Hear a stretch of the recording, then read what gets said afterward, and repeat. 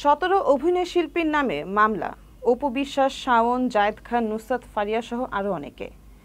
17 অভিনয় শিল্পীর নামে হত্যা চেষ্টা মামলা হয়েছে। অভিনেত্রী নুসরাত ফারিয়া, অপু বিশ্বাস, নিপুণ আক্তার, আসনা হাবিব ভাবনা, চিত্রনায়ক জায়েদ খান সহ আরও অনেকেই রয়েছেন।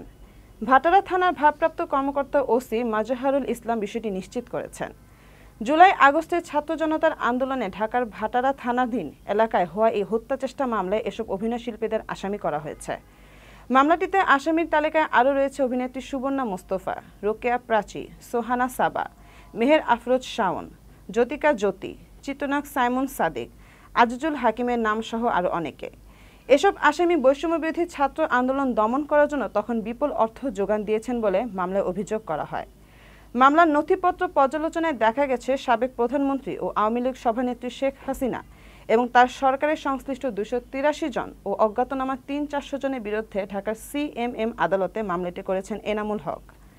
আসামিদের ছোড়া গুলি বাদী এনামুল হকের ডান পায়ে লেগে গুলিবিদ্ধ হয়ে সঙ্গে সঙ্গে অজ্ঞান হয়ে রাস্তায় পড়ে যান।